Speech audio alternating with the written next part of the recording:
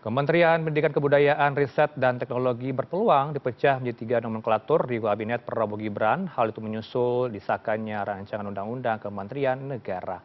Apakah benar langkah pemecahan Kemendikbudristek itu hanya untuk kepentingan politik dan bagi-bagi kekuasaan? Bergabung pada sore ini bersama kami Wakil Ketua Komisi 10 DPR, Kang Dede Yusuf, dan sudah tersambung pengamat pendidikan, Kang Cecep Dermawan. Sudah tersambung keduanya. Selamat sore Bapak-Bapak. Assalamualaikum. Ya, selamat sore. Waalaikumsalam. Baik, saya selalu keduanya. Kang Dede, saya mau ke Anda terlebih dahulu. Urgensinya apa untuk memecah tiga kementerian? Baik, terima kasih Mas Heranov. Ya, jadi kalau kita perhatikan, pendidikan ini adalah sesuatu yang sifatnya sangat luas sekali ya. Kita berbicara mulai pada level PAUD, SD, SMP, SMA, sampai perguruan tinggi. Dalam undang-undang, konstitusi mengatakan bahwa yang wajib dibiayai oleh negara itu adalah pendidikan dasar. Berarti kita berbicara sampai pada level SMP. Nah, pendidikan tinggi memang tidak tertulis di dalam konstitusi, tapi itu menjadi suatu keniscayaan bagi negara yang ingin maju, yang ingin berkembang menjadi negara modern. Karena kita berbicara bonus demografi itu berarti APK-nya juga harus tinggi.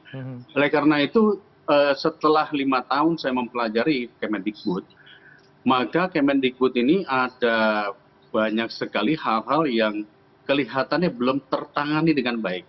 Kalau kita berbicara SD dan SMP, mungkin boleh dikatakan sudah SD, SMP, SMA ini sudah tertangani cukup baik lah. 95-98%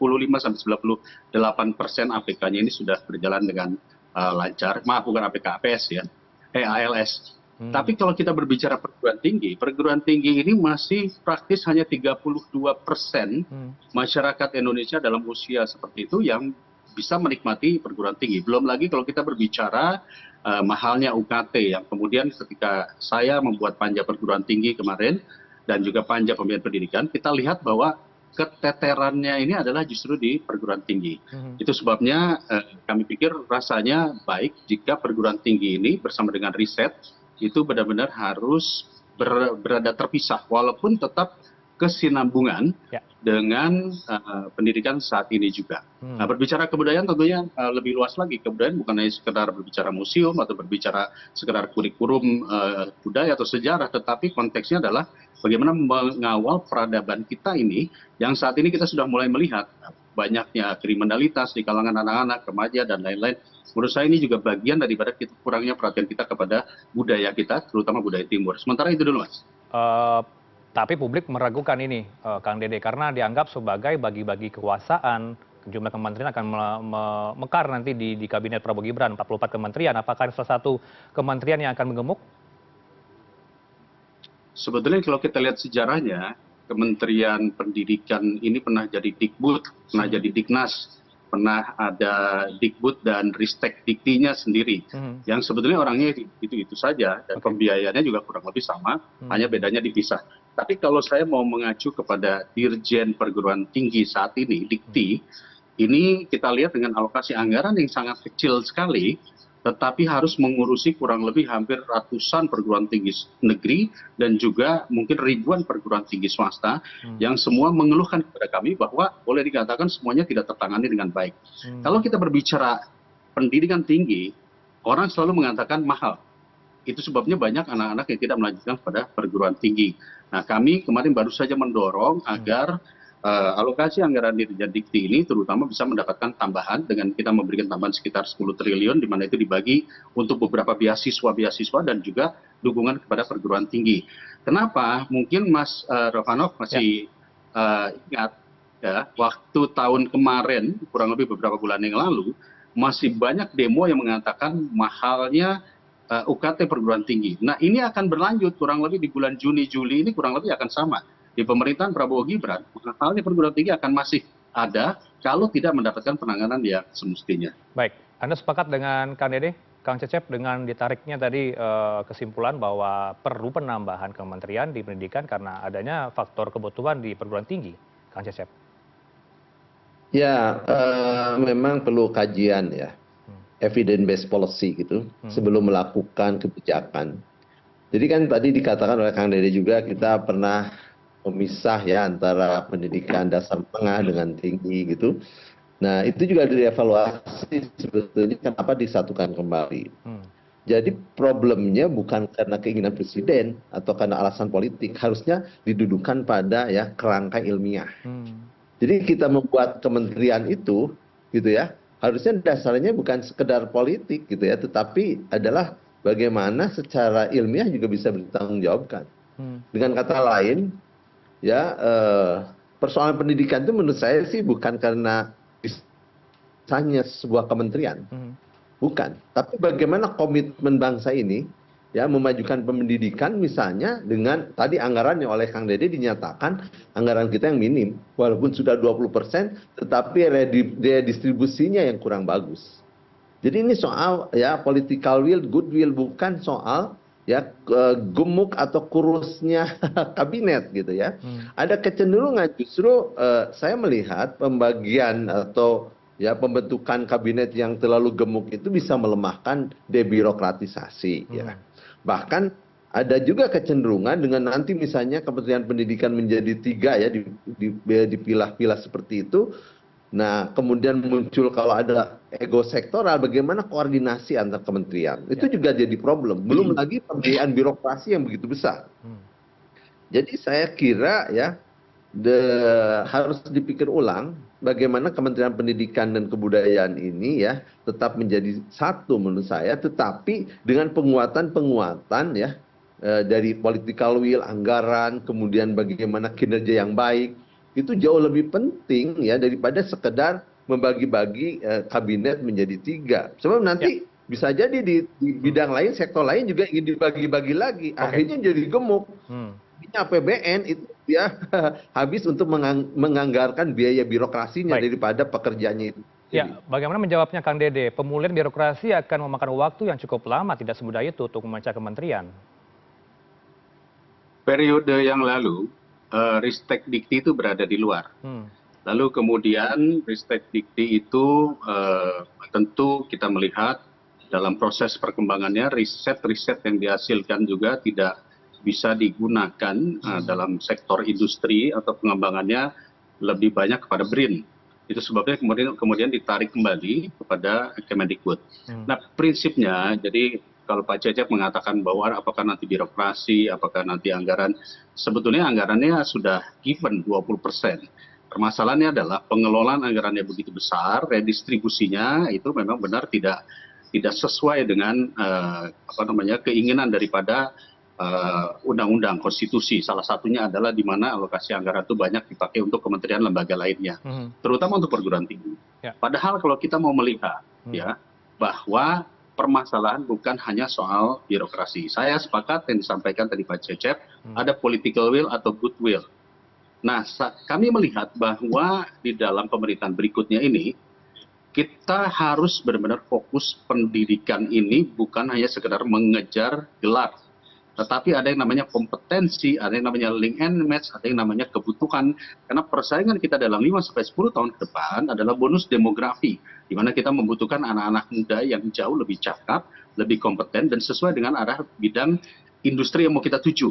Misalnya kita berbicara teknologi kah ke depan, ICT kah, atau apapun juga, kita harus fokus ke sana. Nah, kalau saat ini saja Kemendikbud yang masih banyak juga mengurusi urusan Dikdasmen, mulai dari PAUD, SD, SMP, SMA dengan jumlah 40 juta siswa, itu saja sudah sangat berat sekali. Oleh karena itu, Dikti yang kita berbicara 8 juta mahasiswa, tentu ini harus benar-benar fokus menuju kepada bonus demografi. Termasuk tadi risetnya adalah riset yang dibutuhkan oleh bangsa ini, bukan hanya sekedar riset untuk memperbanyak lemari. Nah, ini menurut kami ya tetap membutuhkan pemisahan. Ada demand begitu ya, perguruan tinggi persebarannya di sejumlah daerah. Kita juga akan putarkan bagaimana kemudian evaluasi dari Kementerian Pendidikan Kebudayaan sebelumnya yang dijabat oleh Nadiem Makarim. Bapak-bapak, kita akan putarkan statement dari salah satu tokoh, ada Wakil Presiden RI ke-10 dan juga ke-12, Yusuf Kala. Berikut ini kita putarkan. Mas Nadiem, yang tidak punya pengalaman pendidikan, tidak pernah datang ke daerah, jarang ke kantor. Maaf Sekjen. Bagaimana bisa? Kedua, yang pertama, suka rubah-rubah nama, ini kementerian. Mula-mula Kementerian Pengajaran, Kementerian Pendidikan, Kementerian Kebudayaan, ada Diknas kemudian sekarang paling panjang. Kementerian Pendidikan, Kebudayaan, Riset, Teknologi. Luas sekali, banyak sekali dipimpin orang yang jarang ke kantor. Bagaimana bisa jadi pendidikan ini? Minta maaf ya, karena saya minta ketemu di apartemen. Saya katakan aja supaya yang depan jangan lagi begitu. Ya, silakan komentari Kang Dede, sebelumnya ke Kang Cecep juga nanti. Silakan Kang Dede dulu. Saya tidak mau mengomentari karena itu acara saya bikin. Pada saat itu Pak JK yang menyampaikan dengan pemikiran atau pengalaman dia. Ya. Menurut saya beliau tentu memiliki sebuah pemikiran bahwa satu hal yang saya catat, bahwa permasalahannya bukan soal di anggaran, tapi permasalahannya adalah daripada CEO ataupun juga siapa yang melaksanakan. Ya itu beliau tentu kita harus hormati, kita respect, tetapi yang jelas pendidikan ini kalau salah urus, maka akibatnya dampaknya seperti yang saat ini sudah kita lihat di mana-mana, pemberitaan tentang sekolah, pemberitaan tentang siswa, pemberitaan tentang demo-demo mahasiswa dan lain-lain. Artinya perhatian negara harus lebih tercurahkan lagi terkait masalah pendidikan ini. Begitu, Mas. Oh, baik, silakan Kang Cecep mengomentari tokoh tadi, Pak JK, evaluasi untuk kementerian sebelumnya.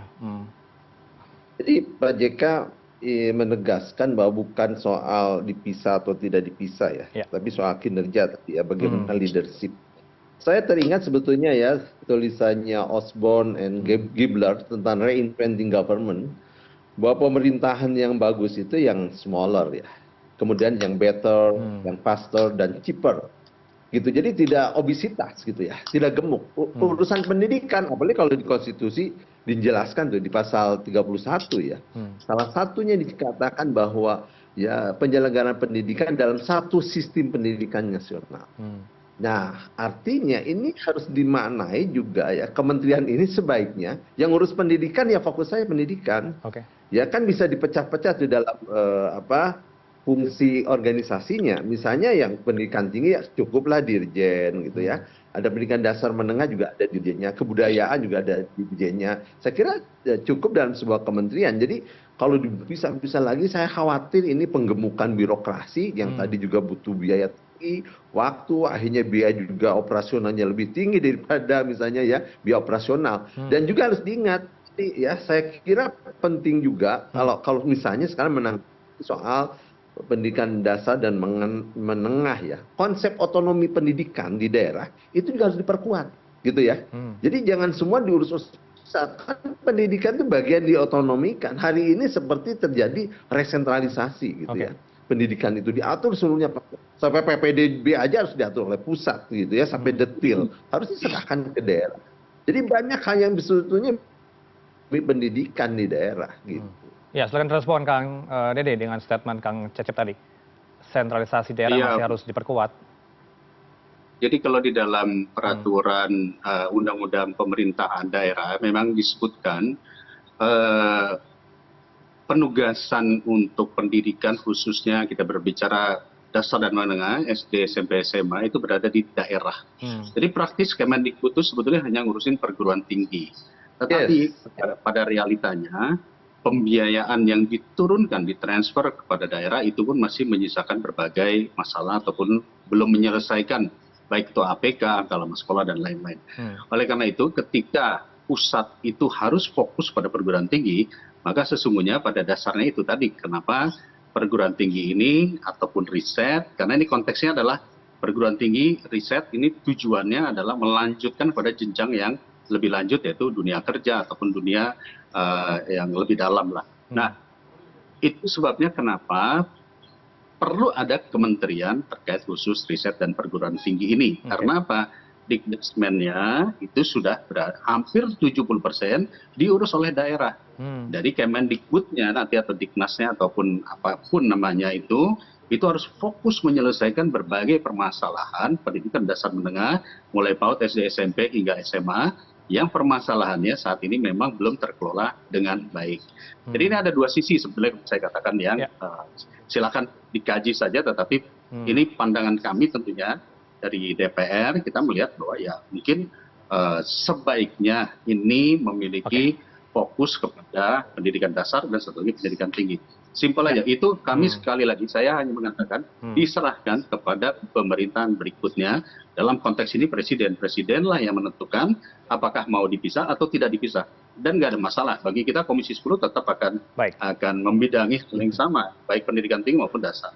Baik, sebagai closing statement terakhir, Kang Cecep, bagaimana kemudian nanti jika benar kementerian ini akan dipecah menjadi 3, Kang Cecep? Ya, menurut saya kalau dipisah jadi 3 ya tadi ya akan terjadi pelemahan debirokratisasi. Kemudian ego sektoral ya itu juga akan terjadi. Jadi lebih baik disatukan saja dan lebih fokus pada penguatan birokrasi pendidikan yang mencerdaskan, kemudian menterinya juga yang profesional. Itu jauh lebih penting pada bagi-bagi kekuasaan.